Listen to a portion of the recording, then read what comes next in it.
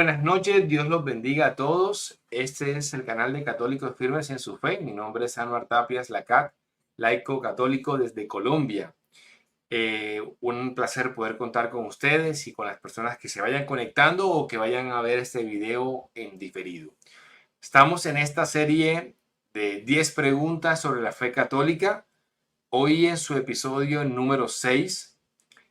Con un tema bastante interesante y con un público bastante selecto, porque es el tema de los padres de la iglesia. Un tema que puede ser desconocido para algunos, conocido para otros, pero sé que es un tema que no va a dejar a nadie indiferente. Vamos aquí a hacer un recorrido y vamos a aprovechar un invitado muy especial que nos acompaña desde Panamá.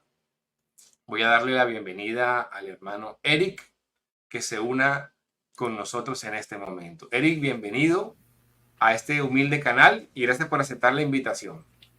Sí, el honor es mío porque las cosas que suceden con Dios suceden de una manera interesante. Hace unos años yo veía sus publicaciones en internet y miren, 4 o 5 años después estoy aquí con usted. ¿Cómo funcionan las cosas, no? Así es, para la gloria de Dios, los frutos que va dando cada apostolado en nuestra vida, en nuestro camino. Un saludo a los que ya se empiezan a conectar. Aucaris, bienvenida, es mi esposa que siempre me apoya en todo esto. También le damos la bienvenida a Alexandra. Buenas noches, Alexandra, Dios te bendiga también. Y a Randall desde Costa Rica. Ya tenemos un país hermano que también se conecta en esta hora, también siempre muy atento a todas nuestras transmisiones. El tema que nos acontece hoy es un tema bastante interesante y bastante importante, sobre todo porque es un tema que lo hace a uno enamorarse más de su fe católica. Y es el tema de los padres de la iglesia. La ventaja que tenemos es que Eric ha preparado un material que nos va a compartir durante la transmisión, donde vamos a ir contestando las 10 preguntas que siempre trabajamos de forma catequética en estos episodios. Entonces, Eric, no sé si lanzo la primera pregunta antes o vas a proyectar o te proyecto el material que tienes para...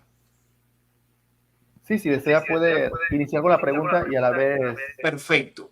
poner el Este es un PowerPoint. tema bastante interesante que a muchos nos apasiona el tema de los padres de la iglesia. Y es importante que las personas que están aquí escuchando y dicen, bueno, yo nunca he escuchado esa palabra de padres de la iglesia, entiendan dos términos y es la primera pregunta que le voy a hacer a Eric. La diferencia que hay entre patrística y patrología. Son dos palabras que tal vez sean nuevas para algunas personas.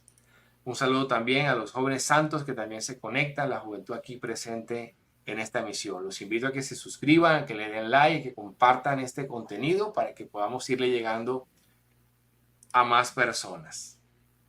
Bien, entonces la primera pregunta, Eric, es ¿qué diferencia hay entre patrística y patrología? La persona que nunca la ha escuchado no se asuste, que tenemos aquí a alguien que nos va a ayudar a entender todo esto.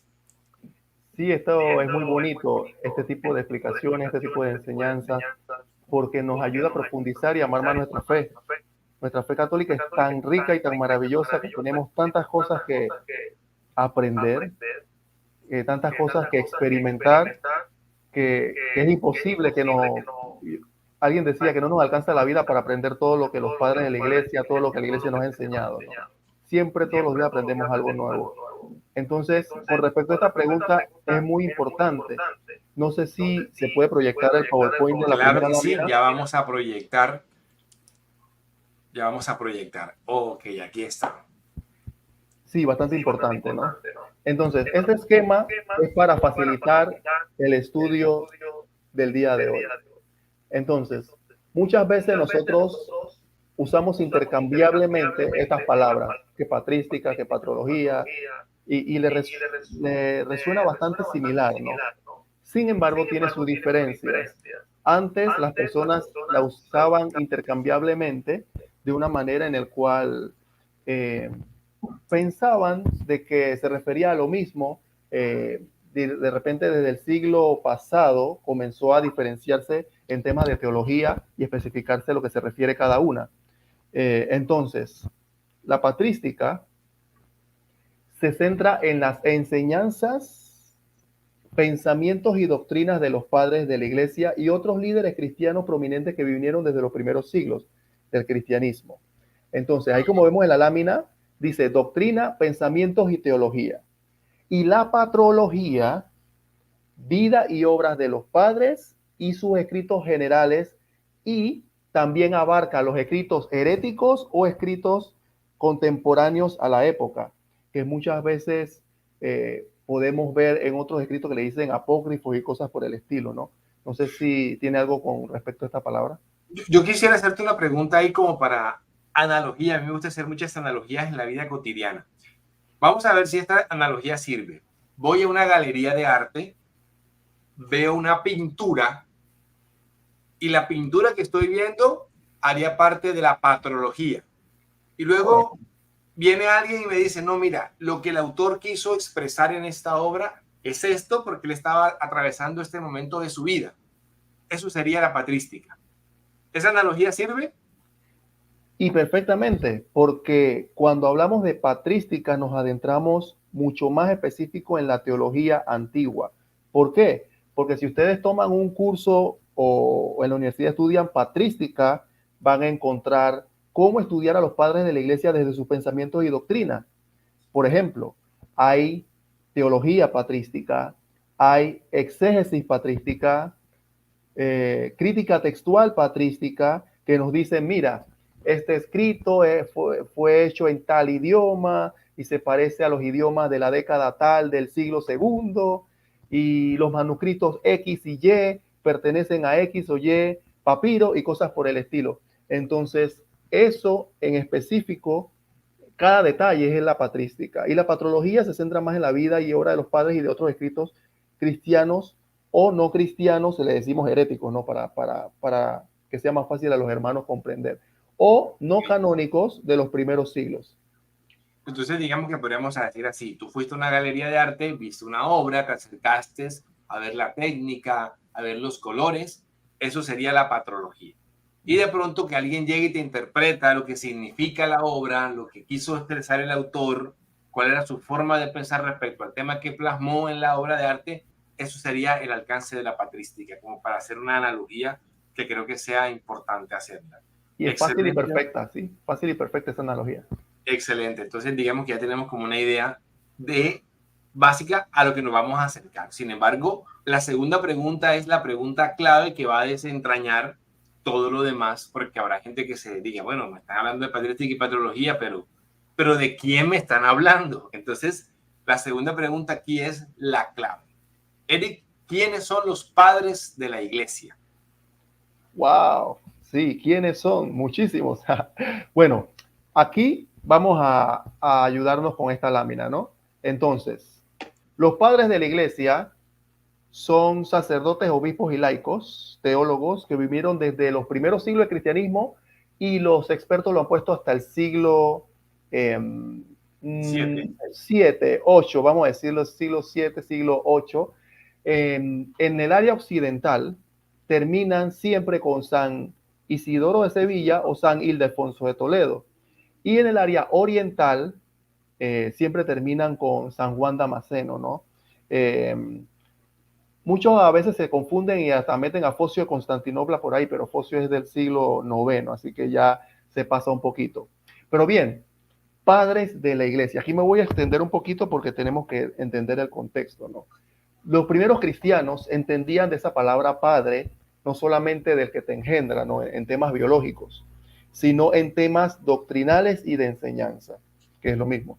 Entonces, voy a leer un par de escritos para que vean cómo desde los primeros siglos del cristianismo comprendían esto los líderes cristianos y se lo transmitían a los demás.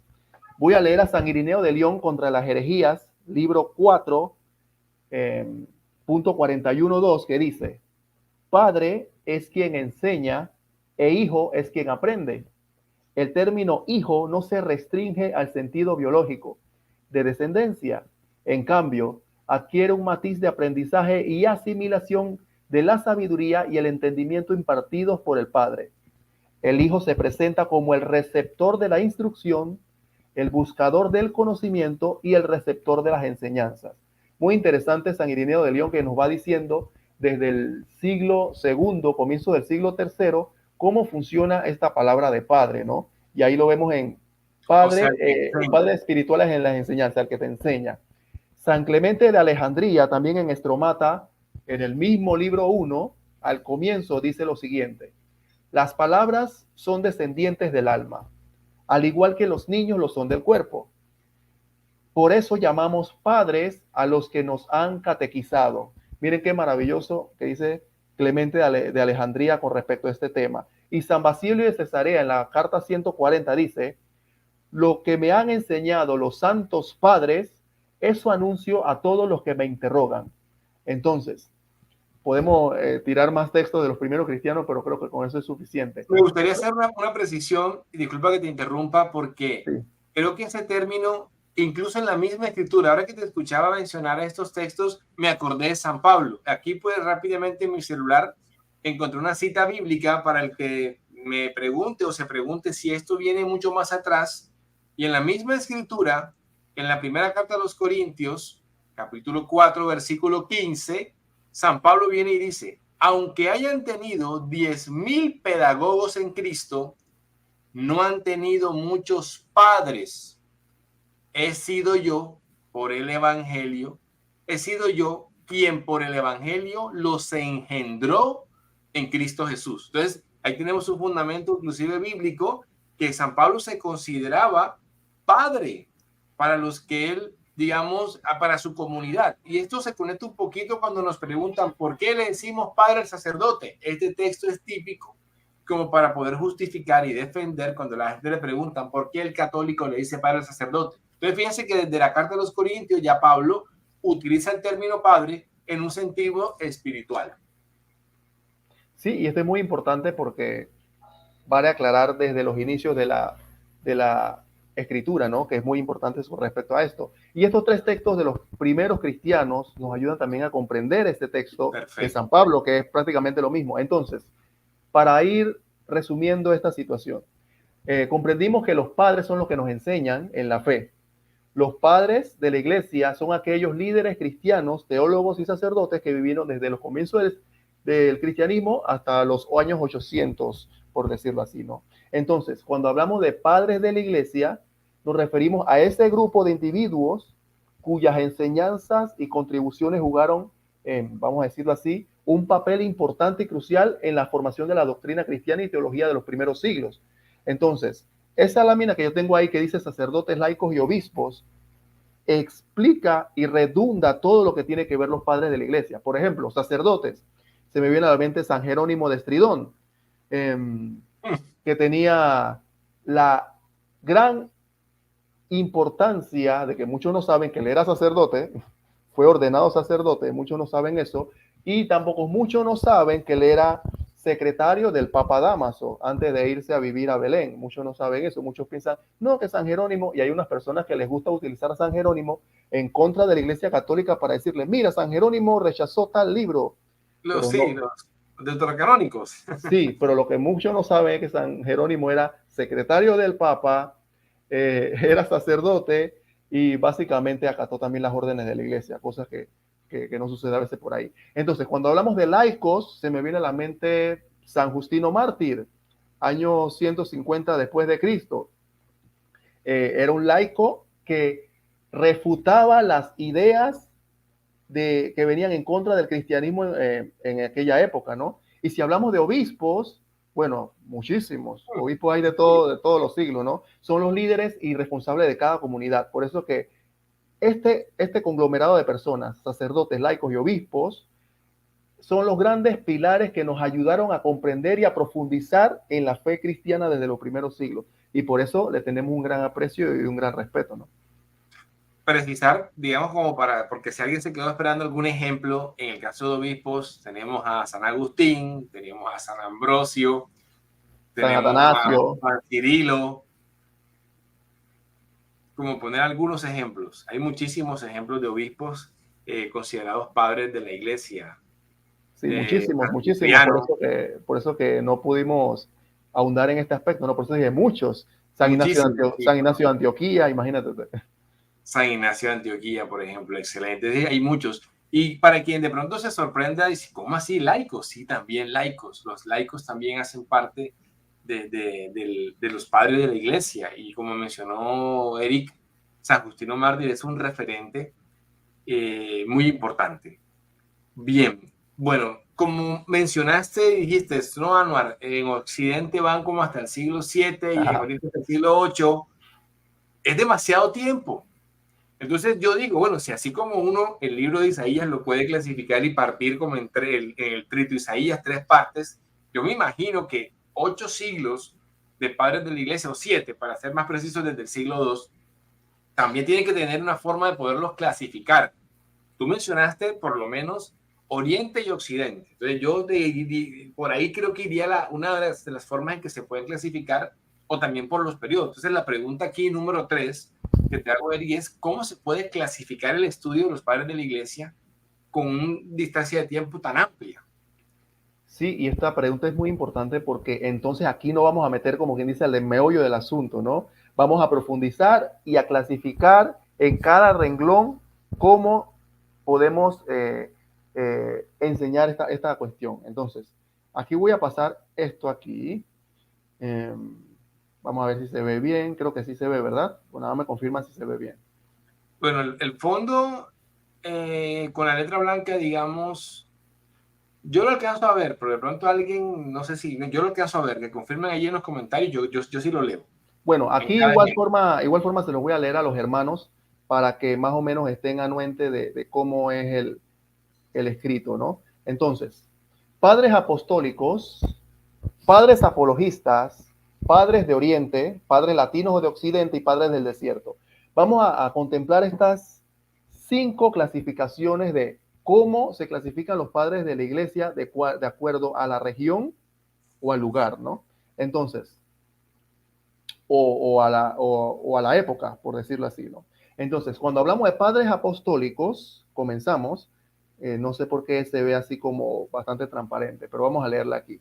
Cuando hablamos de padres apostólicos, estamos hablando de los escritores que fueron cercanos a los apóstoles y que reflejan la enseñanza apostólica, o por lo menos cerca de esa época, ¿no? Entonces, en cuanto a padres apostólicos, los expertos siempre han dicho que se encuentra la Didache, Clemente de Roma, el primer papa después de Pedro, Lino, Cleto y Clemente, que podemos decir que tenía un escrito referido a los corintios que podemos testificar palpablemente con más de 40, 50 capítulos, regañando a los corintios de que se portaran bien porque estaban haciendo las cosas mal después que Pablo tanto les había exhortado. Tenemos a San Ignacio de Antioquía, un gran líder del primer siglo que murió por el año 107 después de Cristo, martirizado, enviado a buscar por el emperador desde Oriente hacia Roma para ser muerto por las fieras. Tenemos a San Policarpo de Esmirna, discípulo del apóstol San Juan, que murió también por el año 155 más o menos. Papías de Heriápolis, otro discípulo del apóstol Juan, o quien dicen los expertos que escuchó al apóstol Juan. Tenemos la epístola de Bernabé, que ahora le llaman pseudo Bernabé, y tenemos también al pastor de Hermas, que muchos dicen que era el hermano del Papa Pío, de la época de los años 140 después de Cristo, y que escribió un poco antes, que lo tildan desde los años 80, el tema del pastor. No sé si ibas a decir algo o puedo seguir. Sí, a mí me gustaría puntualizar 2 cositas en esto de los padres apostólicos para las personas, y es que San Ignacio de Antioquía tiene el honor de ser considerado el primero que utilizó el término católico, ¿no? Cuando nos preguntan, bueno, ¿y ese nombre católico de dónde viene? Que entonces San Ignacio tiene ese referente de ser el primero en mencionar ese nombre. Quería hacer ese aporte, no se me pasó, se me fue la paloma con el segundo que iba a hacer, pero digamos de ese referente. San Ignacio de Antioquía fue el primero en usar la palabra católico. Sí, así mismito es. Entonces, después de los padres apostólicos tenemos a los padres apologistas. ¿Quién tenemos ahí en la lista? A Cuadrato. Hay un par más que se me pudieron haber escapado de la lista, ¿no? Pero en el Excel no cabían tantos. Cuadrato, Arístides de Atenas, Atenágoras de Atenas, San Melitón de Sardes, Ahí tenemos también a San Justino Mártir, Taciano, Teófilo de Antioquía, Aristón de Pella, que también es mencionado por Eusebio de Cesarea. Entonces, ¿qué hicieron estos padres apologistas?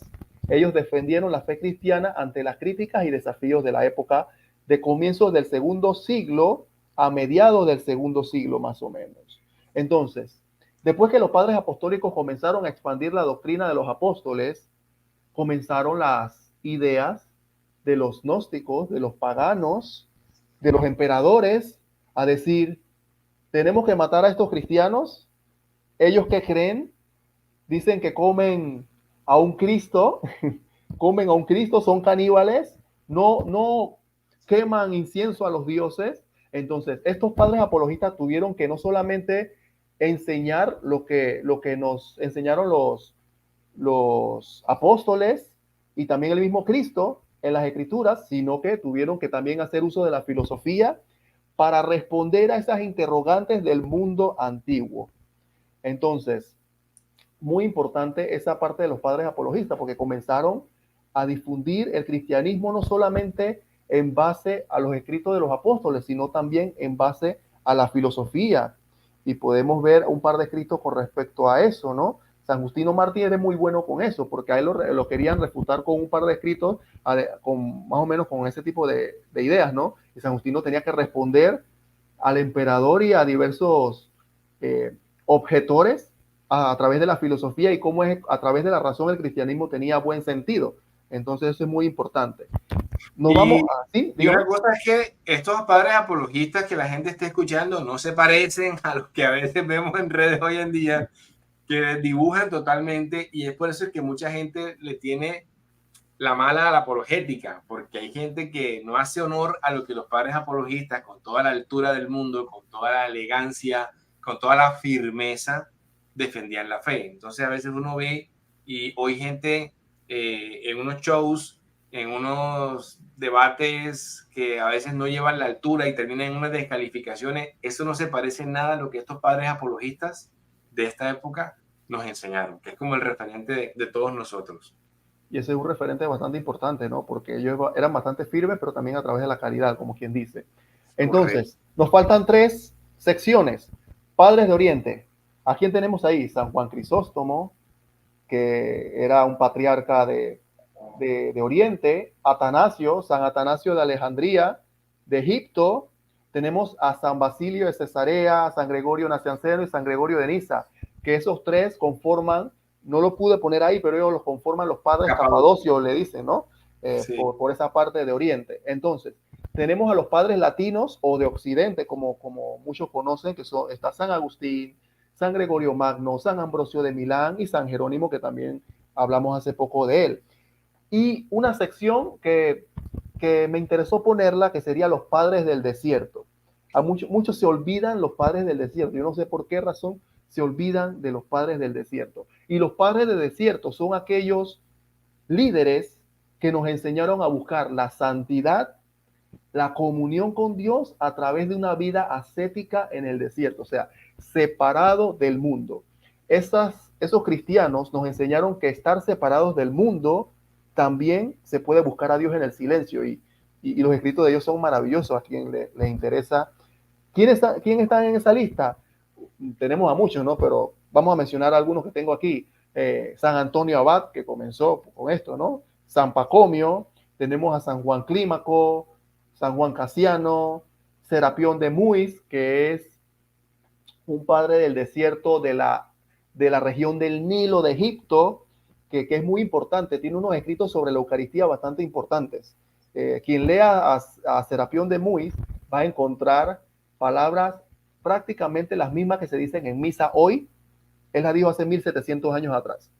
Interesante. Tengo una pregunta, no sé, me pregunto, ¿dónde cae, por ejemplo, San Benito Abad? Yo llegaba a pensar, no sé por qué, que él hacía parte de los padres del desierto, ¿no?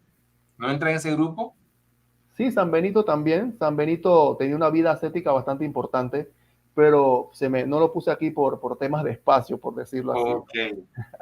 Así que no sé si tenías otra consulta o otro comentario. No, está perfecto, está claro. Son 5 grupos importantísimos. Ahí están como por etapas y también como por zonas geográficas. Oriente y Occidente. Sí, bastante interesante, sí. Entonces, no he terminado aquí.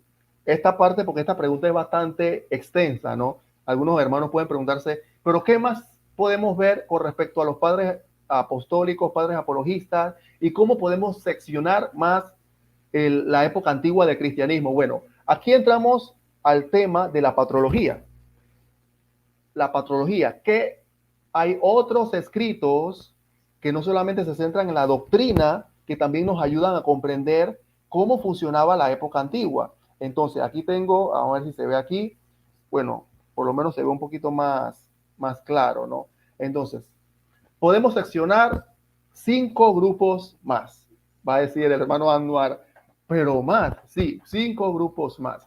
Entonces, después que hablamos de los padres, que son muy importantes, podemos seccionar 5 grupos más, comenzando con escritores eclesiásticos, recordando que los escritores eclesiásticos son aquellos que no son considerados padres de la iglesia por X o Y motivo, por la santidad de vida o tenían algún otro escrito que no era tan ortodoxo. Muchos padres no lo mencionaron en sus escritos como referencia, en un sentido amplio, ¿no? Y cosas por el estilo. Escritores eclesiásticos, ¿a quién conocemos? Clemente de Alejandría. Clemente de Alejandría es conocido como un escritor eclesiástico.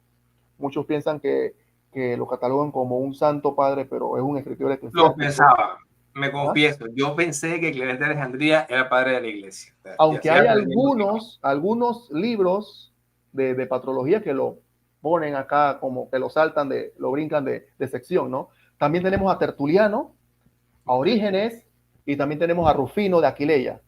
Rufino de Aquileia es un escritor del siglo IV, casi del siglo V, ¿no? Entonces, segunda sección, los historiadores. Muchos historiadores de la época antigua, muchos nada más conocen a Eusebio de Cesarea, porque Eusebio de Cesarea dijo, etcétera, etcétera. No, hay más escritores y me faltaron más, lo único que por espacio y tiempo no podemos mencionarlo. Tenemos a Eusebio de Cesarea, a Sosomeno, tenemos a Sócrates Escolástico y tenemos a Teodoreto de Ciro. A propósito, Teodoreto de Ciro también tiene bastante escritos exegéticos y comentarios a los salmos, a los textos de los escritos de Pablo y cosas por el estilo. Tiene bastantes homilías hermosas sobre la Virgen María. Y si unimos estas historias de la iglesia, podemos tener un amplio espectro de cómo funcionaba la iglesia en la época antigua, porque Eusebio de Cesarea no escribió todo lo que podía contenerse, ¿no? Entonces, si uno lo comparte con Sosomeno y Sócrates y Teodoreto, podemos ver no solamente la reacción de Occidente, sino que si leemos a Sosomeno y a Sócrates, podemos ver también la historia de los arrianos desde una perspectiva un poco más neutral, por decirlo así, los nestorianos, qué pasó con Nestorio, los que creían en él y cómo la iglesia lo atacó desde diversas índoles. Bueno, todo eso lo podemos ver con estos historiadores. Okay. Apócrifos no canónicos. Tenemos a las Odas de Salomón, el protoevangelio de Santiago y tenemos la segunda carta de Clemente o las homilías clementinas también que a principio de las épocas antiguas la atribuían a Clemente de Roma. Bueno, ahora los expertos han dicho que por el estilo del griego, etcétera, etcétera, ahora no lo catalogan como de Clemente, sino que es pseudo Clemente o homilías clementinas de un autor anónimo del siglo segundo, por decirlo así, inclusive del siglo tercero. Entonces, ¿por qué tenemos a las odas de Salomón y el protoevangelio de Santiago en esta sección? Muchos se pueden preguntar, porque dicen, no, eso es un apócrifo. Hay que especificar que la palabra apócrifo no significa que es falso. La palabra apócrifo significa que estaba oculto o que tiene pensamientos que muchos cristianos no pueden comprender o personas que no eran cristianos no pueden comprender. Y las odas de Salomón, para los que no saben, hay varios estudios serios de expertos en patrología que han dicho, yo tengo los escritos por ahí, que San Ignacio de Antioquía ha tomado ciertos textos de las odas de Salomón para él difundirle en sus cartas. Muchos conocen las 7 cartas de San Ignacio de Antioquía. Bueno, entonces, ¿por qué tengo las odas de Salomón aquí? Porque esos escritos, esos expertos, tildan las odas de Salomón. Si las usó San Ignacio en el año 107 cuando muere, significa que las odas de Salomón fue escrito antes. Y los expertos lo tiran por el año 80 después de Cristo, inclusive antes del año 100. Muy importante ese dato para los que no lo saben. Entonces, tenemos las narraciones del martirio. Me estoy extendiendo un poquito, hermano, espero que no se nos aburran aquí. Narraciones del martirio.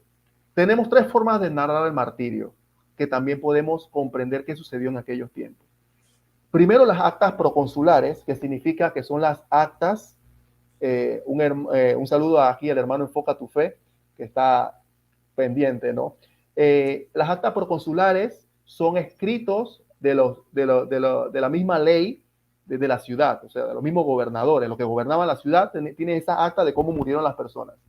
Ahí tenemos la de San Justino y los amigos, y tenemos las actas de San Cipriano de Cartago, de cómo murió él, cómo murió a mano del emperador y del imperio romano de aquella época, ¿no? Segunda forma de narrar el martirio, los testigos cercanos. Ahora no solamente son los escritos del mismo gobierno, por decirlo así, para que nos entiendan, sino los testigos que miraron la situación en particular. Tenemos a Policarpo de Esmirna, muchos conocen el martirio de Policarpo. Sí. Bueno, eso lo narró los testigos cristianos oculares de aquella situación, donde tomaron los huesos de Policarpo y se los llevaron para Esmirna con mucha devoción, en una procesión, y veneraban las reliquias, sí. En pleno comienzo del siglo II, sí había veneración de reliquias, por eso se llevaban las reliquias de Policarpo, y también en las actas proconsulares también sale que se llevaron las reliquias de San Cipriano. Muy interesante. Eso no es narrado por los cristianos, narrado por el gobierno de Romano. Entonces, tenemos también la tercera sección de las narraciones de martirios. También se me olvidó los mártires de León, que los cuenta Eusebio de Cesarea, sobre los testigos cercanos, cómo murió el obispo que era encargado antes de que San Irineo fuera encargado obispo. Para los que no saben ese relato, el obispo mandó a Irineo a Roma, a donde el Papa, a resolver una situación en particular, y cuando Irineo regresó, el obispo había muerto, lo habían asesinado. Entonces, quedó Irineo de obispo de Lyon, en las Galias, en Francia. Entonces, ahí vemos un ejemplo bastante rapidito, ¿no? En tema de apología. No, que el Papa de Roma no tiene autoridad. Entonces, ¿qué fue a hacer el obispo de las Galias y mandó a San Irineo de León para allá a resolver un problema para que el Papa lo resolviera y para que el Papa conociera? Muy interesante. Entonces, leyendas o poco certeras. Esta es otra de las narraciones, ¿no? Aquí tenemos a San Clemente de Roma y San Ignacio de Antioquía. Ojo, al decir que son leyendas o poco certeras, no significa que todo lo que diga sea falso. Por ejemplo, por tradición sabemos que por esta narración del martirio, sabemos que San Clemente de Roma, el Papa, fue muerto, enviado al mar con, ¿cómo le dicen?, un ancla en el cuello. Fue arrojado al mar. Eso lo dicen las narraciones del martirio de San Clemente de Roma. Y si hablamos de San Ignacio de Antioquía, muchos dicen, pero ¿por qué San Ignacio de Antioquía? Muchos dicen que murió en el año 107. Inclusive, hermanos, hay expertos en la academia que dicen que San Ignacio de Antioquía escribió por el año 180. Bueno, no vamos a entrar en detalles para que vean también cómo hay algunos que se extienden en sus tesis, ¿no? Pero bueno, San Ignacio de Antioquía, ¿cómo llegamos a la época del 107? Bueno, la narración del martirio de San Ignacio, que lo tildan por el siglo IV, pero eso por supuesto que viene de una narración oral de las épocas anteriores, dice que San Ignacio de Antioquía fue arrestado en el 9º año del emperador Trajano. El emperador Trajano comenzó a gobernar en el año 98 después de Cristo. Simple matemática, ¿no? 98 sí. Más 9, 107. Así es que sacamos cómo San Ignacio murió en el año 107 y no en el 110, ni en el 150, ni y en otro año diferente, ¿no? Pero siempre los expertos lo ponen 107, 110, por temas de, no sé por qué lo pondrán así, ¿no? Y tenemos escritos gnósticos, porque no solamente leímos a los padres de la iglesia quienes eran en la lámina anterior, y todos estos escritos eclesiásticos, historiadores, no canónicos y narraciones del martirio, comenzaron los herejes a difundir sus creencias. Entonces ellos tenían que difundir sus creencias a base de mentiras. ¿Y cómo creían las personas de esa época? Bueno, decían y hacían un evangelio llamado el Evangelio de María Magdalena. Bueno, la gente dice, uy, María Magdalena fue una discípula de Cristo, vamos a oír a esta gente, pues. Entonces ellos hacían un evangelio así. O decían Hechos de Tomás, Hechos de Pedro, el Evangelio de la Verdad. Hay muchísimos escritos gnósticos, inclusive de la biblioteca de Nag Hammadi, se le dice así, que de unos escritos que se encontraron en Egipto, que tienen, no sé, más de 10, 20 escritos diferentes gnósticos. Hay un escrito que se llama el escrito tripartito, que se lo tengo para un proyecto que estoy haciendo también de la Carta a los Hebreos hace un tiempo atrás. Hay otros escritos gnósticos que no me van a caber el espacio aquí para ver, pero la idea es que estos escritos gnósticos comenzaron a florecer para hacer pensar a los cristianos de que eran escritos también de los discípulos de los apóstoles, cuando no era así. Pero ciertamente tuvieron que reaccionar los líderes, los obispos de la época, y decir que esos herejes que comenzaron a salir no estaban difundiendo la doctrina verdadera. Y entonces eso nos puede dar pie para comenzar a ampliar otras preguntas que nos puedas hacer, hermano, ¿no? Interesantísimo. Solo como por hacer una acotación, en la parte del tercer bloque, cuando mencionaste el protoevangelio de Santiago, como para que alguien lo tenga presente, creo que de ahí viene el texto donde aparecen los nombres de los papás de la Virgen María, ¿cierto? Creo que es ahí que aparecen los nombres de Joaquín y Ana. Correcto, Hay Joaquín gente que y se Ana. pregunta, ¿eso no está en la Biblia? ¿Dónde está? Viene de ahí.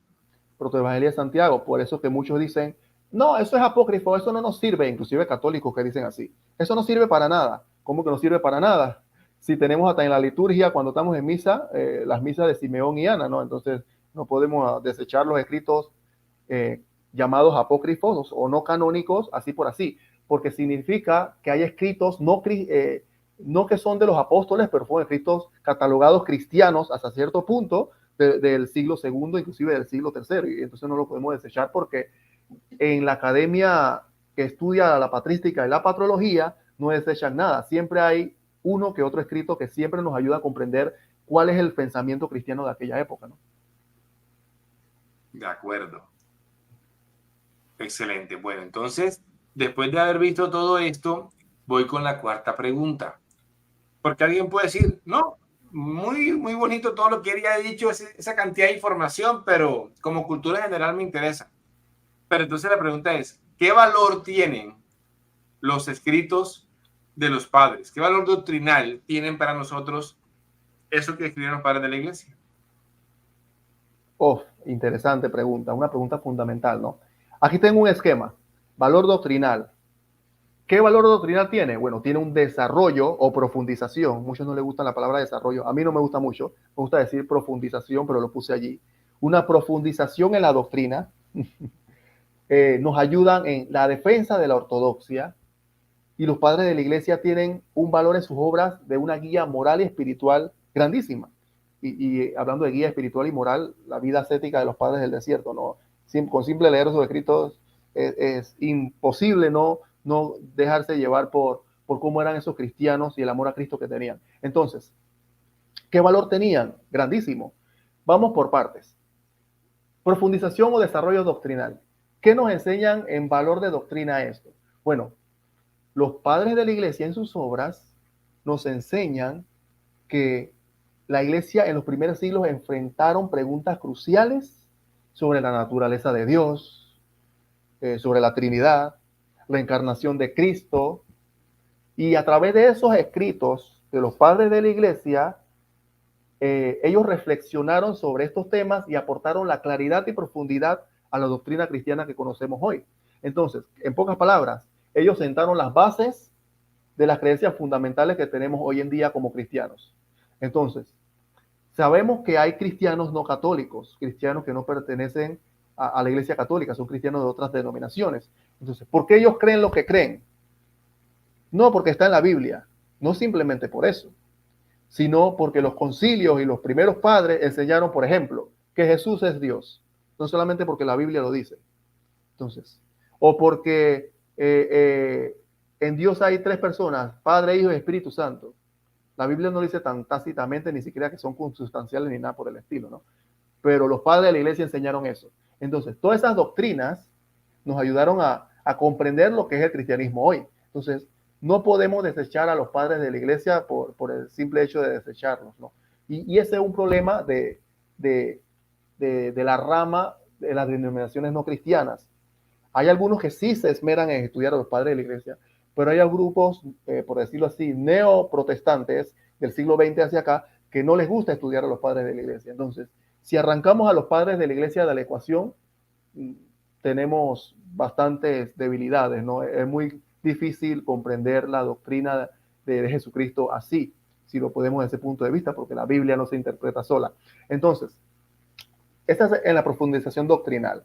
En la defensa de la ortodoxia, ¿por qué? Antes de que llegues ¿Sí? a la defensa de la ortodoxia, yo creo que es Ajá. importante acotar que muchas personas que no eran católicas llegaron a los pies de la Iglesia Católica estudiando a los padres de la Iglesia en ese punto de la profundización o del desarrollo doctrinal. Porque a mucha gente le vendieron la idea de que cuando los apóstoles murieron, esto se contaminó, se dañó, llegó la apostasía y tuvimos que esperar a Lutero en el siglo XVI para que viniera a salvar la iglesia, siendo que Cristo prometió que las puertas del infierno nunca iban a prevalecer. Entonces le hacen creer a la gente que la iglesia católica es la paganización y la maldad, y cuando esta gente le da por estudiar los primeros siglos, dice, pero ¿cómo así? Si me estaban diciendo lo contrario, y se dan cuenta que hay doctrinas católicas en esos padres de la iglesia, y es lo que ha llevado a muchas personas a hacerse católicas cuando estudian los padres de la iglesia. Y ahí viene y entra perfecto para el segundo punto, eso que acabas de mencionar, hermano. La defensa de la ortodoxia, el segundo punto en valor doctrinal. Puede haber muchos, pero yo tomé estos tres: profundización en doctrina, defensa de la ortodoxia y una guía moral espiritual. Defensa de la ortodoxia, ¿por qué? Porque ellos jugaron un papel importante en defender la fe ortodoxa, o sea, la fe verdadera, frente a desafíos heréticos. Entonces, podemos ver este tipo de escritos, y me recuerda ahorita a un hermano que sería, hubiese sido 1000 veces, yo digo que 1000 veces perfecto para este tema, el hermano Leonardo Agdala, que le mando un saludo si algún día llega a ver este video, que él se convirtió al cristianismo al ver eso que tú mencionabas, los padres de la iglesia. Entonces, muchos se convierten por ese motivo. ¿Por qué? Porque ellos defendían la fe verdadera. Sus obras refutaban eh, enseñanzas incorrectas, proporcionaron argumentos sólidos para cómo refutar esas enseñanzas incorrectas y nos ayudan en la unidad de la fe. Entonces, alguien que no es católico y comienza a leer a los padres de la iglesia, por supuesto, sin sesgo y sin prejuicios, ¿no? Y lee que todos los padres de la iglesia dicen el tema clásico sobre la Virgen María. María, Madre de Dios. O María es siempre virgen. María no tuvo más hijos. Entonces, si yo no soy católico y yo enseño que María tuvo más hijos, que María no es madre de Dios, etcétera, etcétera, y yo veo a los padres defendiendo la correcta interpretación de las escrituras en base a lo que ellos fueron enseñados de los apóstoles y sus sucesores, ahí uno queda pendiente como que, ¿qué está pasando aquí? ¿Qué ha pasado? Yo digo que María no es madre de Dios, yo digo que María tuvo más hijos de José, pero los padres de la iglesia dicen lo contrario a mí. Entonces, muchos se convierten por ese tipo de situaciones, no solamente en temas marianos, sino en temas doctrinales específicos, ¿no? Y es que, para que la gente sepa, muchas de las cosas que los no católicos nos dicen hoy en día ya fueron refutadas hace tiempo. Cuando uno se encuentra bueno, en el caso mariano ¿verdad? De Nestorio, que muchos dicen no es madre de Dios, ya eso lo dijo Nestorio y ya fue refutado hace muchísimo tiempo.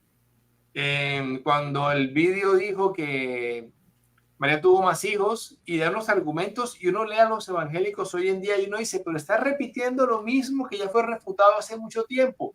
Cuando uno escucha los argumentos de los testigos de Jehová en contra de la divinidad del Espíritu Santo, uno dice, no, pero es que ya esto había sido refutado hace muchísimo tiempo cuando había grupos en el siglo IV negando la divinidad del Espíritu Santo. Entonces, muchas de las cosas que hoy una persona empieza a escuchar en contra de la fe católica, muchos argumentos ya fueron refutados, inclusive cuando atacan las imágenes, ya Juan Damasceno da una defensa magistral de las imágenes, es decir, no tiene que preocuparse nadie que diga, ya no, es que me están cuestionando como católico y yo no sé qué responder. Yo le invito a que busque los padres, porque todo lo que te dicen hoy en día las sectas y los grupos no católicos, ya alguien en el pasado lo dijo y ya gracias a Dios algún padre de la iglesia lo refutó. Y eso es muy importante porque muchos también se quedan perplejos o a veces son temerosos para para decir, no, pero esta objeción es nueva. No, esa objeción no es nueva. Esa objeción la refutó San Jerónimo hace 1700 años atrás. Esa objeción la refutó San Agustín hace 1700, 1600 años atrás. Esa objeción la refutó San Ambrosio de Milán hace 1600 años atrás, 1700 años atrás. Entonces, no, pero es que pueden venir con otra objeción. Para que ustedes tengan una idea, cuando los padres de la iglesia refutaron esas ideas que no eran ortodoxas, ya las herejías no tenían qué más decir. O sea, ¿qué otros escritos iban a decir? No, pero yo te refuto de nuevo. No, ya no sabían qué más decir, porque ya fueron refutados. O sea, ni en Biblia, ni en historia, ni por decirlo así, en filosofía, porque comenzaron a agarrar esas ideas filosóficas bastante interesantes para argumentar contra los paganos. O sea, los paganos hacían refutaciones fuertes contra los cristianos, inclusive argumentos que vemos ahora tipos ateos, ¿no? Entonces los cristianos tenían que defenderse incluso hasta con la filosofía sobre esos argumentos. ¿Y cómo lo hacían? Lo hacían de una manera tan magistral que no le decían más nada, no había forma de refutarlo. Ahora todavía te tiran, hay gente que te tira 10 videos de refutaciones en internet, y yo te refuté porque lo que tú me dijiste, no, lo que yo te dije es lo mismo que dijo San Agustín hace 1600 años atrás, y los herejes ya no tienen forma de refutar eso, no hay forma filosófica, bíblica ni teológica de refutarlo. Pero hay personas que se empecinan y hay hermanos católicos que de repente se dejan llevar por eso y se comienzan como a angustiar o a decir, no, hermanos, ya lo que venga son inventos, ya no hay forma de buscarle tres patas al gato, como quien dice por ahí, ¿no? Mira esto que coloca William, que es muy cierto. Cuando uno analiza los motivos que lleva a un católico a irse a la iglesia católica y analiza los motivos que lleva a un no católico a venirse a la iglesia católica, generalmente hay una diferencia bien abismal en los argumentos, ¿no? Muchos católicos se va porque de pronto desconoce, mientras que el protestante se viene porque conoce. O sea, es como algo contradictorio. El católico se va porque no sabía y el protestante se viene porque está sabiendo. Y eso es muy importante porque muchos dicen, ¿por qué el protestante que se convierte en católico sabe más? Tenemos una mala manía, como quien dice en el católico, ¿no? El católico tiene la Biblia o es la iglesia que escribió la Biblia, los apóstoles. Muchos dicen, ¿los apóstoles eran católicos? Sí, son santos católicos. Es la iglesia que compiló los libros de la Biblia, es la iglesia que le dio la Biblia al mundo y no la leemos. Entonces, le tenemos miedo, la tenemos empolvada de una esquina. Un protestante con buena fe, con buena intención, lee la Biblia, por supuesto a su modo, interpretación privada y demás, pero lee la Biblia y cuando lee a los padres de la iglesia se enriquece más y cuando se hace católico, por supuesto, tiene un conocimiento más amplio y eso sucede, ¿no? Entonces, ahí vemos la profundización doctrinal, la defensa de la ortodoxia y nos falta un último punto, hermano, la guía moral y espiritual. Y aquí también entran los padres del desierto y también otros padres, ¿no? Entonces, ¿qué nos enseñan en la guía moral espiritual? Nos ofrecen una guía valiosa porque sus consejos nos enseñaron a cómo vivir una vida virtuosa y conectarse con Dios, siendo relevantes ahora eso en la actualidad, porque inclusive ahora tenemos, yo diría que más tentaciones, las redes sociales, la televisión, el demonio en esta época ahora ataca de diversas maneras, te entra mucha información en muy poco tiempo. Entonces, ellos nos enseñan a cómo reflexionar en la oración, en la caridad, en la humildad y en otros aspectos de la vida cristiana que son como un faro, ¿no? Como quien dice, una luz al final del túnel que nos ayuden a esa búsqueda de la santidad y cómo amar más a Cristo. Y eso es muy importante porque ellos nos ayudaron a eso, ¿no? De acuerdo, así es. Así es. Bien. Entonces, ya pasando de esta pregunta, vamos a la siguiente. Hemos mencionado a diferentes padres de la iglesia a lo largo del programa.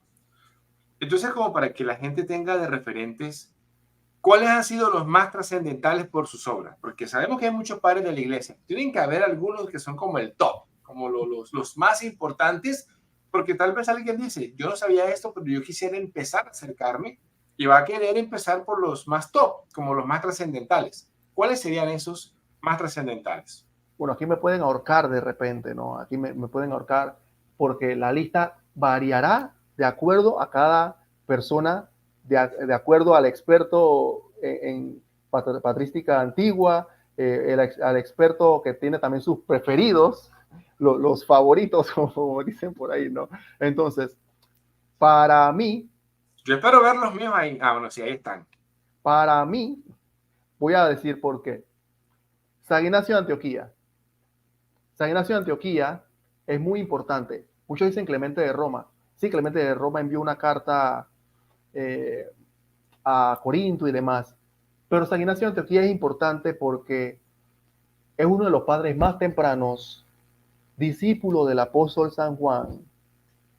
Y en sus cartas son valiosas camino al martirio porque nos dan un enfoque de la estructura jerárquica de la iglesia y también de la unidad cristiana, porque él decía, él hablaba de obispo, él hablaba de diácono, él hablaba de presbiterado, o sea, las órdenes jerárquicas de la iglesia. Él decía que la iglesia de Roma, fui parafraseando, era preeminente, se le saluda a la iglesia de Roma, La que preside la caridad, la que decía. preside la caridad, correcto, y también refleja la sucesión apostólica y la resistencia ante la herejía. Y San Ignacio de Antioquía fue el primero en mencionar cuáles son los misterios que odia el demonio. Y vemos ahora. Y a partir de esos misterios que odia el demonio, los padres siguientes utilizaron esos argumentos en teología para expandir la cultura del evangelio y la cultura de las enseñanzas de Cristo. Por ejemplo, él decía, se le ha escondido al príncipe de este mundo la virginidad de María, su parto y la muerte del Señor. Tres misterios clamorosos que están en el silencio de Dios. Entonces, él dice que al demonio se le escondió el parto de María, que es un tema que me fascina, el parto de María. Está muy de moda. La virginidad de María se le escondió también al demonio. Él no sabe qué fue lo que pasó ahí. Son portentos de Dios. No sabe qué pasó con el parto. Son portentos de Dios, misterio de Dios. Y la muerte de Cristo, que equivale también a su resurrección. Entonces, la muerte y resurrección de Cristo, que nos trajo la vida futura, esos son puntos muy específicos que San Ignacio de Antioquía relata ahí, al igual que la estructura jerárquica de la iglesia. Como segundo, tenemos a San Irineo de León. Lo tengo para mí. Algunos pueden tener otro nombre, no sé, pueden mencionar otro. Ahí coincidimos con ese. San Irineo de León, decretado doctor de la iglesia por el Papa Francisco recientemente, o sea, significa que sus escritos son supremamente ortodoxos, fiables para seguir. Él es bastante conocido por su obra contra las herejías, ¿no? Que inclusive mencioné hace poco un texto del libro cuarto para hablar del tema de padre e hijo en la fe, así como mencionaba San Pablo, el que te enseña y el que te instruye. Y defiende la tradición apostólica. Muchos les gusta utilizar a San Irineo. Sí, pero San Irineo, hijo, esto. San Irineo defiende la tradición apostólica. Incluso uno de sus apartados de contra la herejía se llama la tradición apostólica, que inclusive hay un apartado que comienza a mencionar los obispos de Roma en sucesión. Sí, la palabra sucesión, que uno sucedió al otro en autoridad, y los menciona uno por uno, que este sucedió a este, que vino a este, que el otro, Pedro, Clemente, Clemente, etcétera, etcétera, etcétera, y va mencionando los nombres hasta los que él conoce. Y entonces, su énfasis en la sucesión apostólica y en transmitir la fe contra las herejías tiene un impacto duradero en la iglesia hasta el día de hoy, que inclusive el Papa Francisco lo tiene que nombrar doctor de la iglesia. Fue una época tan maravillosa para él que nos enseñó a cómo refutar a los gnósticos de aquella época. Eso que decían los eones, que el bien y el mal, la luz y la oscuridad, eso eran los gnósticos de aquellos tiempos, ¿no? Decían ese tipo de cosas. Y en contra de las herejías, para los que les gusta profundizar, lean a San Irineo de León, porque van a encontrar los mismos argumentos que a veces le dicen al católico hoy. Por ejemplo, los gnósticos en la época de San Irineo de León, decían que leían las escrituras. Entonces ellos querían refutar a San Irineo con las escrituras. Y decía San Irineo, nosotros aparte de las escrituras tenemos a la tradición apostólica. Ustedes no pueden refutar a lo que nos han enseñado los primeros padres, que es la verdadera interpretación de la correcta de las Sagradas Escrituras. Entonces, ese es un punto que a veces nos dicen, ¿no? Bueno, ustedes son los padres de la iglesia. Bueno, San Irineo de León refutaba a los gnósticos de esa manera. Interesante. Tenemos a los padres capadocios que lo mencioné hace un rato, que están en los padres de Oriente, San Basilio y los dos Gregorio. ¿Y por qué ellos son importantes? Porque el hermano Anwar lo mencionó hace poquito, estamos como conectados en ese sentido, ¿no? La doctrina de la Trinidad. Desde el siglo III, siglo IV, comenzaron a negar algunos la doctrina de la Trinidad y también del Espíritu Santo. Y estos padres influyeron bastante en la profundización de la doctrina, no solo de la Trinidad, sino también en la divinidad y la efusión del Espíritu Santo. Más que nada los Gregorios, ¿no? Y los escritos de ellos son bastante maravillosos. Si ustedes se ponen a estudiar a San Gregorio Nacianceno o San Gregorio de Niza, van a ver escritos bastante importantes sobre el Espíritu Santo o enseñanzas, doctrina importante sobre el Espíritu Santo que inclusive nosotros acogemos hoy. Y por supuesto, no podemos dejar a San Agustín de Hipona y San Jerónimo de Estridón, que son fenomenales, doctores de la iglesia también, uno de los padres de la iglesia más influyentes, su libro de confesiones, un pagano que se arrepiente, era maniqueo y se convierte a la iglesia católica, incluso llega a ser obispo y muere por la fe. Murió en la época de un emperador pagano, un rey pagano que destruyó toda esa área de África del norte donde él estaba, ¿no? Y San Jerónimo de Estridón, que a muchos les gusta utilizar a San Jerónimo para refutar a la Iglesia Católica, supuestamente entre comillas, que tradujo los textos sagrados del griego y hebreo al latín, lo que llamamos ahora la Vulgata, hizo excelentes comentarios bíblicos. Hay muchísimos comentarios bíblicos de diversos libros de la Biblia, Isaías, del Antiguo Testamento, del Nuevo Testamento, que se encuentra en la patrología latina, que más adelante de repente podemos inspeccionar sobre ese tema, ¿no? Bueno, yo le tengo una noticia buena y una mala a los que están aquí conectados. Las cartas de Ignacio de Antioquía las consigue gratis en internet. La obra de Ireneo de León creo que se consigue completa gratis en internet. La he visto como hasta el libro cuarto en algunos pasajes. De los Capadocios sí no las consigue gratis en internet. De Agustín de Hipona las consigue toditas en la página de agustinos.it. Las de Jerónimo sí necesita buen dinero para conseguirlas y comprarlas. Entonces, tiene una parte que consigue gratis en internet, así que no hay excusas para empezar con Ignacio de Antioquía, por lo menos. Y entonces, algunas las consigue gratis, otras no. Sí, muy importante eso. Y más adelante podemos hablar también en qué páginas católicas, inclusive no católicas, si hay algún no católico que está viendo este video, que puede ver escritos de los padres de la iglesia online de manera gratuita. Bien, aquí yo quisiera aprovechar porque Randa hizo una pregunta. ¿Cuáles eran los padres del desierto? Creo que lo mencionaste ya dentro de los 5 bloques, pero no sé si Randall pregunta, cuando dice cuáles eran, ¿cuántos serán los... Bueno, debe ser como la descripción, para ver si le repites ahí en unos cuantos segundos cuáles Sí, eran ellos. los padres del desierto eran aquellos escritores que se alejaban de las ciudades, meditaban las escrituras, meditaban el amor de Dios desde el desierto, desde la soledad, ¿no? Desde el silencio. Entonces ahí tenemos, como mencionaba, a San Benito, San Antonio Abad, San Pacomio, San Juan Casiano, San Juan Clímaco y otros más. Tenemos a Pablo el eremita, que también son de Oriente, que son conocidos más en Oriente, y otros más por ahí, ¿no? Muy interesante. Como dice William, cristiano que desconoce su historia está condenado a repetir herejías. Claro, uno muchas veces puede estar repitiendo cosas que ya fueron refutadas porque no está estudiando. Sí, bastante interesante eso, ¿no? De nada, hermano, perfecto. De nada, hermano Randall ahí.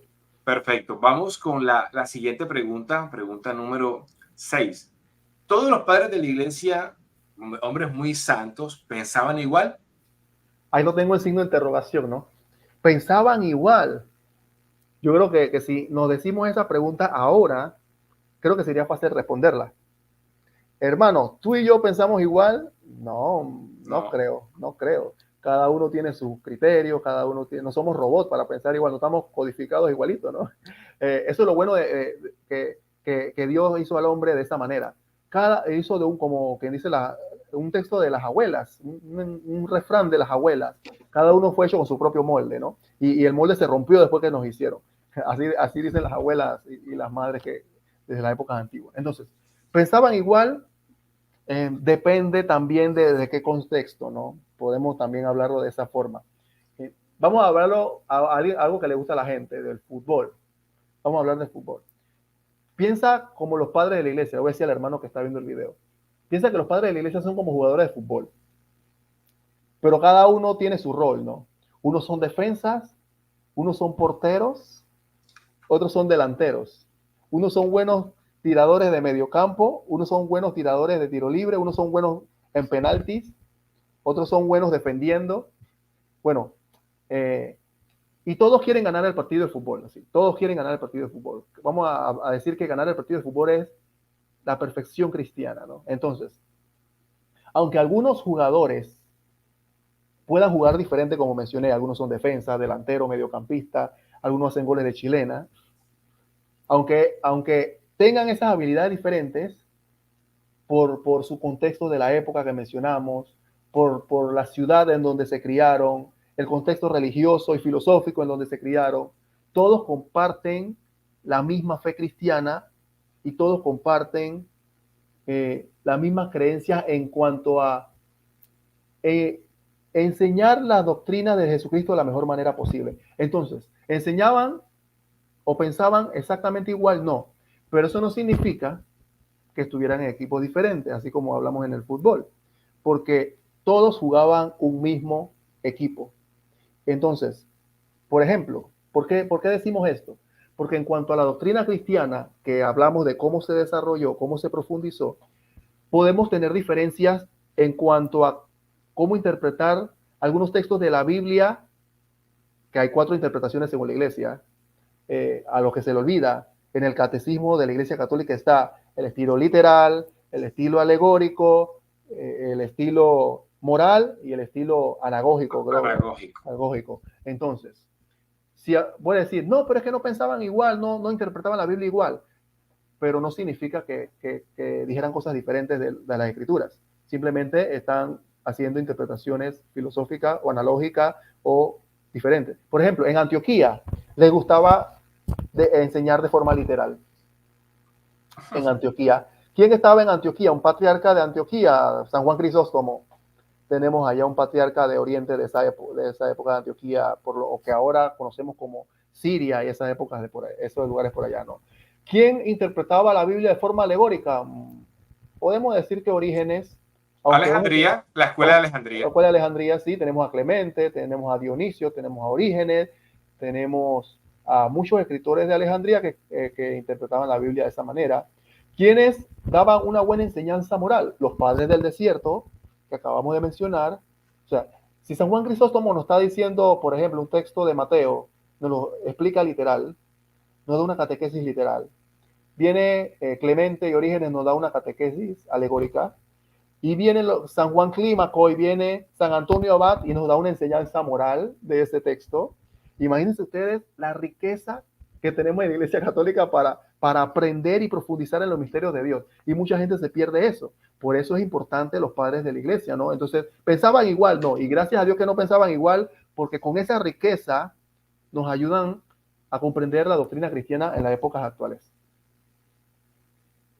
No sé qué opina el hermano Anuar sobre estas comentarios. Excelente. ¿No? Y aquí, no, estoy de acuerdo y creo que condensó toda la riqueza que tenemos para que la gente diga, estoy perdiendo el tiempo. Yo quisiera puntualizar algo aquí y preguntártelo, porque a veces uno se encuentra con no católicos que se encontraron un padre de la iglesia, uno solo. Y dice, no, es que este padre de la iglesia no consideraba que Pedro fuera la roca. Entonces, tenemos del otro lado, no sé, más de 50 padres que consideraban a Pedro la roca. Entonces, intentan derribar a los 50 porque en algún momento hubo un caso puntual que un padre de la iglesia, por algún contexto, no lo pensó de esa manera. Entonces, creo que aquí entra muy bien el tema del término consenso de los padres de la iglesia. Consensum patrus le llaman los expertos, el consensum patrus. Y es bueno especificar qué significa eso. Los padres de la iglesia, hermanos, según la enseñanza católica, son infalibles si tienen un consenso general en la misma doctrina, la misma enseñanza en todos Cuando se dice todos, son todos. Por ejemplo, algo interesante. En ese punto, los padres de la iglesia son infalibles. Temas marianos. María es virgen. Viene alguien por ahí y dice, no, porque Tertuliano dijo. Tertuliano es un escritor eclesiástico, inclusive por algunos padres fue catalogado hereje. Pero Tertuliano dijo que María no era virgen. Tuvo más hijos con San José después. ¿Él contra quién? ¿Contra 500? ¿Cuántos padres de la iglesia podemos mencionar del año 100 al año 800? ¿Más de 200, 300, 400? ¿Cuánto? No podemos calcular el nombre, ¿no? Perdón, la cantidad. Pero 1 versus 300, una vez me dijeron, hermano, no, pero ¿y qué tal si esos 300 están equivocados y ese uno sí está en lo correcto? Bueno, hay que tener mucha fe también para eso, Sí, ¿no? Hay que tener mucha mucha, fe. mucha. Mucha fe y mucha gallardía, como dicen, hay mucha valentía para decir algo como eso, porque es interesante, ¿no? Eso es, hasta dónde se llega, hasta qué punto a veces para negar las doctrinas católicas en ese sentido, ¿no? Eso que mencionas creo que da buen punto a la pregunta que viene, la pregunta número 7, y es, uno se encuentra a veces con, yo he visto páginas donde los protestantes intentan interpretar en clave protestante a los padres de la iglesia. Y entonces que cuando San Ignacio de Antioquía hablaba de que hay que comer la carne del Señor, eso, que esa carne no es carne en sentido literal. Y que cuando San Ignacio dijo la palabra católico, no estaba hablando de la identidad de la iglesia católica, sino hablando en términos general. Y así hacen con muchos padres de la iglesia. Cuando les conviene, usan algún padre de la iglesia. Cuando no les conviene, no. Cuando les conviene, usan a San Vicente de Lerins. Cuando no les conviene, no lo utilizan. Cuando les conviene, usan a San Ireneo. Entonces, la pregunta aquí puntual es, ¿los padres de la iglesia respaldan doctrinas protestantes? Un rotundo no. Respaldan las doctrinas que los protestantes copiaron de bueno de la iglesia católica. Y esto es bastante bueno en puntualizarlo. Y disculpen si soy un poquito duro, no sé si el hermano después me censure, pero hay algo muy importante que hay que decirles. Hay escritos buenos de patrística y escritos antiguos de expertos en el campo protestante, ¿no? Pero hay uno que me llama la atención. Hay uno, no sé si es de Alfonso Ropero, puedo mencionar el nombre, que dice así: obras escogidas de los padres de la iglesia. O sea, entonces cuando uno escucha ese título, ya uno comienza como que escogidas. ¿Por qué no son todas? ¿O por qué no es todo? O por lo menos pon una completa, ¿no? Entonces cuando dice eso de escogido, por eso que muchos hermanos no católicos a veces les cuesta asimilar las doctrinas católicas. Porque ellos dicen, no, yo leo los padres de la iglesia, yo leo los padres de la iglesia y no encuentro nada católico ahí. Pero cuando tú lees eso de obras escogidas, tú lees simplemente, ¿no? Que Jesucristo es Dios, la Trinidad, doctrinas comunes que tienen con la Iglesia Católica, una que otra cosa que se pueda salir por ahí, que se pueda escapar, pero no se le presta mucha atención. Pero cuando los padres de la Iglesia hablan del purgatorio, que María es virgen, que es madre de Dios, que la Iglesia Católica, si el que no está en la Iglesia Católica no hay salvación, que es un dogma de fe que está ahora interpretado ahora de una forma interesante bajo el Concilio Vaticano II, que en Roma se encuentra la autoridad. Cuando todo eso en los padres de la Iglesia tú lo tienes, eso no está en esos escritos escogidos. Entonces, a veces a un hermano que no es católico y lee esos libros de patrística se les dificulta bastante asimilar la doctrina católica desde esa perspectiva. Por eso que si un consejo que le puedo dar y tiene por opción, está tomando como opción considerar el catolicismo, le recomiendo que vaya a las fuentes primarias dentro de lo posible, y creo que en las próximas láminas puedo ayudarlo también, y el hermano también, a ver desde qué perspectiva o qué libros pueden encontrar toda la doctrina o todo el escrito completo de los padres de X o Y padre, su libro completo o su carta completa, para que no se vea eso segmentado, ¿no? Que eso a veces se dificulta bastante en la enseñanza. Así es. Bueno, se me olvidó decir cuando mencionaste a los más trascendentales, hubo uno que para mí lo es y no lo pusiste. San Cipriano de Cartago. Creo que San Cipriano de Cartago tiene un papel importantísimo en toda la controversia que él presentó respecto al tema del bautismo y sobre todo de la cátedra de Pedro. Cuando yo puntualizo, cuando hay personas que intentan encontrar respaldo en los padres de la iglesia de las cosas más fulminantes que hay sobre el primado de Pedro, está en San Cipriano de Cartago, las cartas que él escribe a Quinto y a otros. Entonces, el católico tiene que tener la tranquilidad de que tiene un respaldo impresionante en obras que van a atestiguar lo que creemos nosotros los católicos. Paso entonces a la octava pregunta, y creo que va a ser muy interesante los que se quedaron hasta este punto para poderla escuchar la respuesta. ¿Dónde se pueden leer las obras de los padres de la iglesia? Alguien que está aquí diciendo, oye, estos dos me convencieron. Yo voy a empezar a ver cómo leo los padres de la iglesia. ¿Dónde puede empezar a leer? Bueno, aquí tengo una lámina, ¿no? Tengo varias. Entonces, ahora llegamos al punto que estábamos hablando hace poquito tiempo atrás. ¿Dónde leer? Hay una página católica que se encuentra en inglés, pero gracias a Dios tenemos a la tecnología que los que utilizan Chrome o algún traductor desde el mismo navegador pueden encontrar en la web New Advent. N-E-W-A-D-V-E-N-T. Sí, newadvent.org, newadvent.org, que se encuentra en inglés. Hay bastantes escritos de los padres, de historia de la iglesia y demás, que están en inglés, sí, pero con el traductor de Google tú puedes leer eso fácilmente. O sea, ya con la tecnología no hay excusa, tanto del celular como de la computadora, ¿no? Entonces, mira la joya que me mencionan aquí. Yo tengo, dice Eduardo, yo tengo los tomos de Johannes Quasten y Angelo Di Berardino, 4 tomos. Debe ser una reliquia, cuídalos. Cuidado, se meten a la casa y se la llevan, dice. Ajá. Bueno, entonces, tenemos esa página católica. Hay una página que, si mal no recuerdo, es protestante, que se llama tertulian.org. Tertulian con doble L. tertulian.org, que también tiene unos escritos, aparte de los que tiene New Advent, pero tiene otros adicionales que no tiene New Advent, de otros escritores eclesiásticos y obispos de los primeros siglos, inclusive uno que me ayudó bastante a comprender algunas cositas, como Filoxeno de Mabuc. Muchos no conocen quién es Filoxeno de Mabuc. Es un escritor de los primeros siglos que tiene unos datos interesantes, ¿no?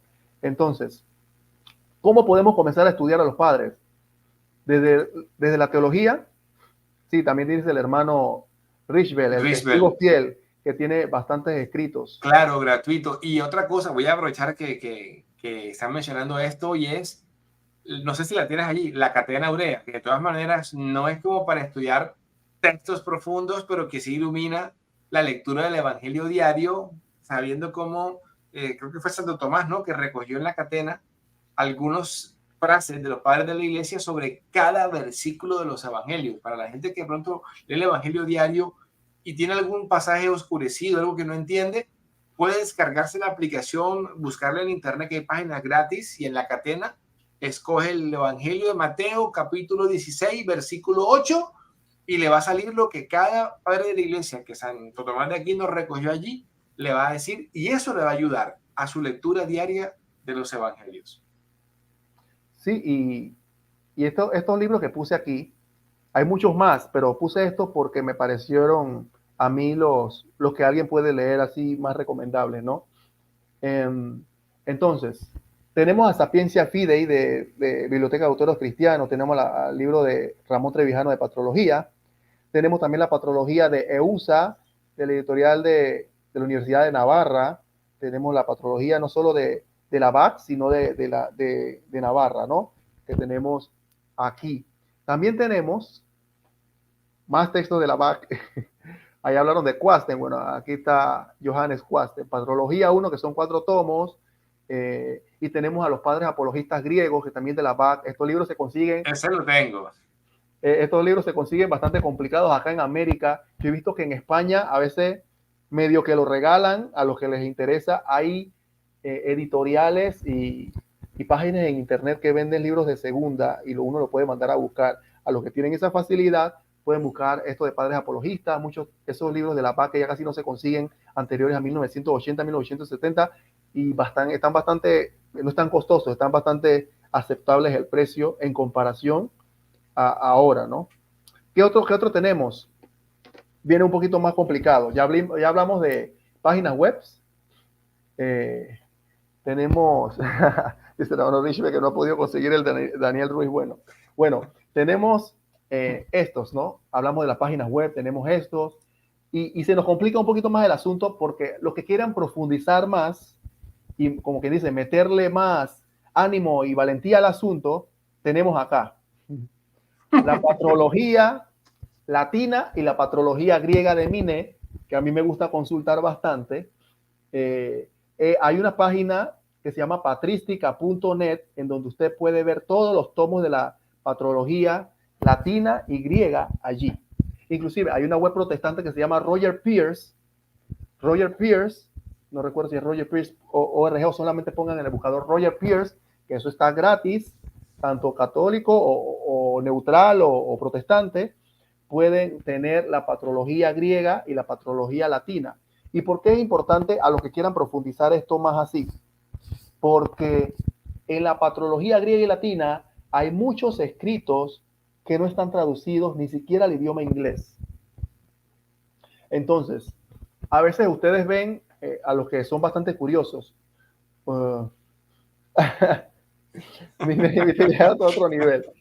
No. Con la tecnología todo se puede, Richbel, ahora. Con la tecnología todo se puede. Con un traductor todo se puede. Pero bueno, la patrología griega y latina, hay muchos textos que no se encuentran ni siquiera en inglés. Hay unos textos de los padres de la iglesia que solamente se encuentran inclusive en francés, que es bastante complicado. Entonces, por ejemplo, aquí tenemos otro acá, que no lo puedo ampliar más, pero está la patrología oriental. O sea, para los que no saben, existe la patrología griega, la patrología latina, tenemos la patrología oriental que está aquí, y inclusive tenemos acá otro más, la patrología siríaca. Entonces, ¿qué tiene de interesante la patrología siríaca y la patrología oriental?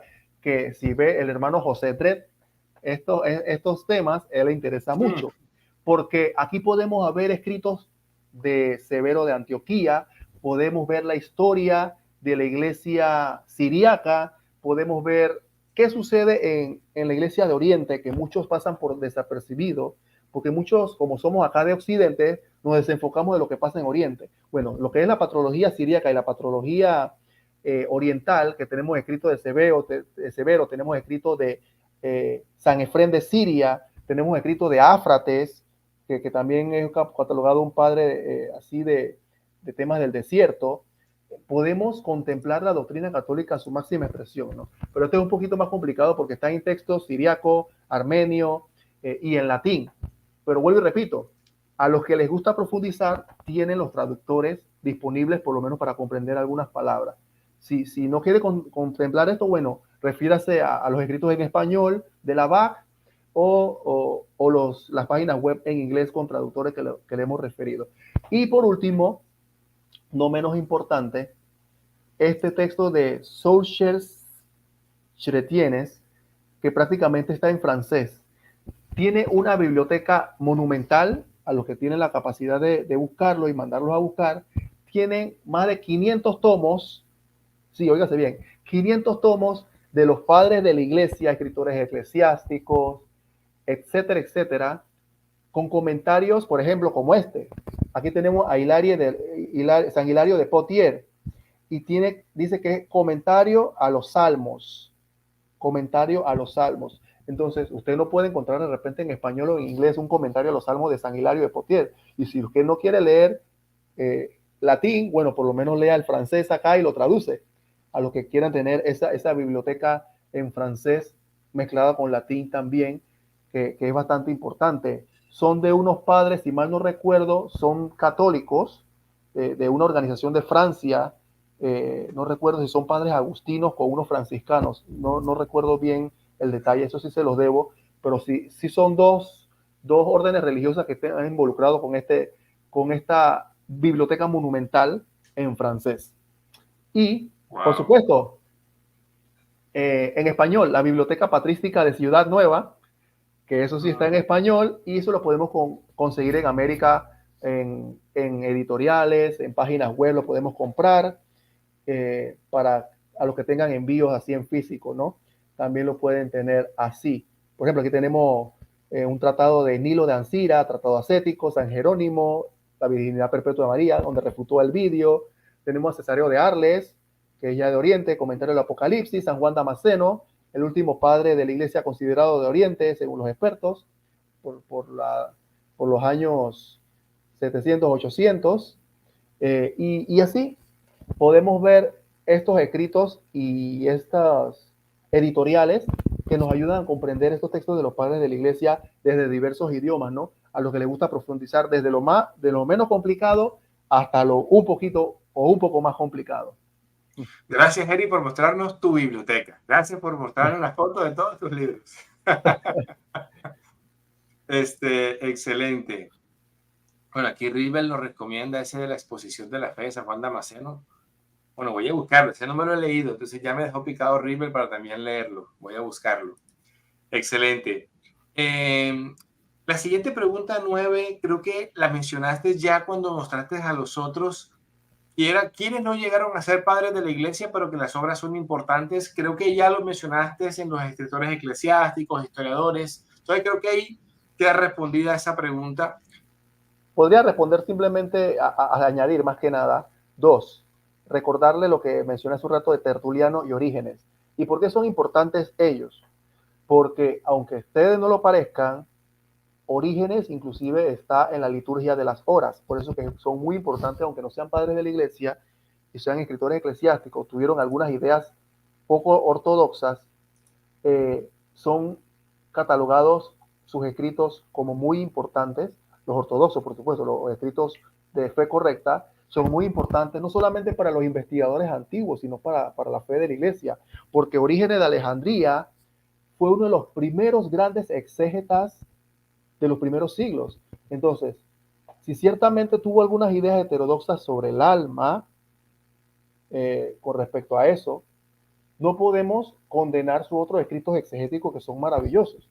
Entonces, ahí va donde se estudia la patrística y la patrología de una manera seria, porque sin sesgos, como quien dice por ahí, ¿no? Porque muchos se dejan llevar, no, él escribió eso mal, no me gusta nada de él.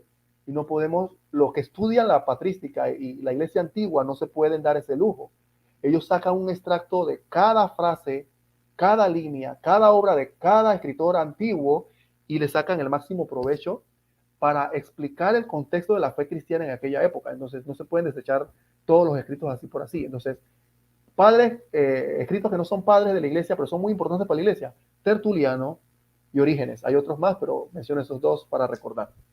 Excelente. Y la última pregunta con la que ya vamos a ir cerrando este excelente programa, muy formativo, de alto nivel, es una pregunta que puede sonar como absurda, pero que es importante para dar claridad y cierre. ¿Los padres de la iglesia alguna vez contradijeron la Biblia? Creo que eso lo mencioné hace un rato, lo mencionamos también, porque nos adelantamos de repente a las preguntas. ¿Contradicen la Biblia? Por supuesto que no, porque dimos el ejemplo de la interpretación literal y la interpretación alegórica.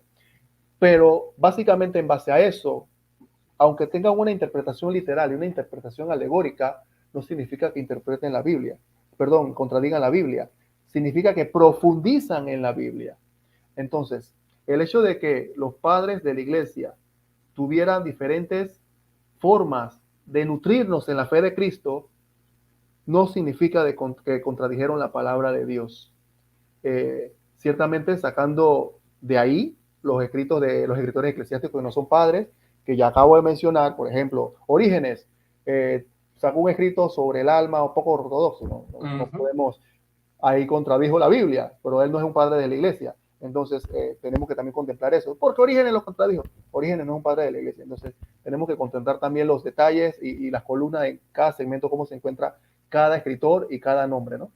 No, cuando nos saquen de Tertuliano, decir, un momentico, ¿de qué época de Tertuliano estamos hablando? ¿Cuando era católico o cuando se pasó a montanista? Entonces, Correcto, porque también Tertuliano tiene escritos antes de pasarse a la herejía y escritos después de pasarse de la herejía. excelente. Inclusive, para terminar aquí, como un detalle apologético, muchos desechan a Tertuliano por tener la herejía montanista, y ciertamente Montano tenía unas profetizas ahí bien al estilo neo protestante del siglo XX, que les gusta profetizar y tirarse al suelo y hablar en lenguas y cosas por el estilo. Bueno, eso viene de la época de Tertuliano con Montano y sus profetizas mujeres. Así que por eso le digo que cada cosa nueva que sale que no pertenece a la Iglesia Católica ya sucedió hace mucho tiempo y fueron refutados hace mucho tiempo atrás.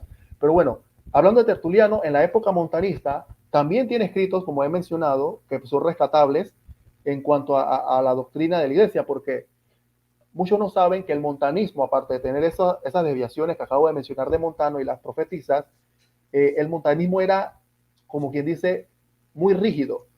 Era como quien decir un católico muy rígido y no estaba dispuesto a torcer ciertos aspectos de la doctrina por tener unos caprichos personales de disciplina, ¿no? Entonces, eh, eh, ellos vivieron en un momento complicado también. Hay que también conocer el contexto de los padres de la iglesia y los escritores eclesiásticos. No podemos desecharlo de esa manera. Los que estudian los padres de la iglesia de la época antigua comprenden que Tertuliano también, no hay excusa, como dicen, no, los estás excusando, no. Tertuliano vivió en una época en la cual la iglesia estaba bastante laxa. ¿Qué quiere decir laxa? Bastante flexible en cuanto a la disciplina. Entonces, llega a situaciones en que Tertuliano o otros escritores dicen, ¿sabes qué? Yo veo laicos que viven como le da la gana. Yo veo obispos que enseñan como le da la gana. Entonces se desvían de la fe o pierden el enfoque de la fe por ese tipo de circunstancias y se vuelven un poco rígidos, que fue lo que le pasó a Tertuliano, que tiene un escrito muy interesante para terminar. Otro detalle apologético, porque Tertuliano es el primero en mencionar de forma implícita detalle sobre el bautismo de niños. Y Tertuliano lo menciona por el año 200, 190. Entonces, él dice que él quería posponer el bautismo de niños para que los niños tuvieran más conciencia y evitar el pecado de la adolescencia. Entonces, ¿qué significa eso? Que Tertuliano implícitamente nos está diciendo que ya en la época de él bautizaban niños.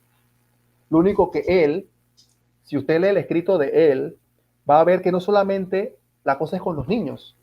En el escrito de él también menciona que las viudas deben evitar bautizarse rápido y también los que no están casados o los que están próximos a casarse deben evitar bautizarse rápido. Entonces, ahí vemos en la mentalidad un poco rigorista, ¿no? Como quien dice. Entonces, la cosa no es solamente con los niños, que él decía que había que extender el bautismo a la época madura, sino que simplemente él decía que las viudas, como estaban solteras, de repente podían conseguirse un hombre y andar en pecado. O decirle, como los novios no están casados, tenían que pasársele las circunstancias de pecado. Entonces, ahí es donde entramos a esos detalles que ya los estudiosos profundizan en las épocas antiguas para catalogar los escritos antiguos, ¿no? Excelente, creo que ha sido un programa valiosísimo, aunque es un tema que, como decía al comienzo, no todo el mundo está preparado para encontrarle sabor a esto, pero sé que los que lo encuentren van a decir, encontramos una joya del programa.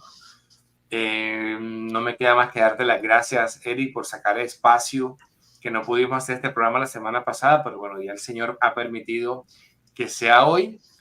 Muchísimas gracias a ti por tu tiempo, por todo ese conocimiento que has compartido con nosotros. Y bueno, invitarlos porque la próxima semana el programa también va a estar muy bueno con el siguiente episodio que justamente es con el hermano Risbel y estaremos hablando del tema del ecumenismo. Entonces vamos a abordar ese tema, a entenderlo correctamente y bueno, verán que es un programa bastante interesante. Entonces, para que no se lo pierdan desde ahora, váyanse agendando que va a ser el próximo domingo en la noche. De resto, pues darle las gracias a todos por este espacio que han tomado para compartir con nosotros. Lo hacemos con mucho cariño para poder ayudarlos a crecer. 10 preguntas sobre la fe católica. Eric, Dios te bendiga. Muchísimas gracias por tu tiempo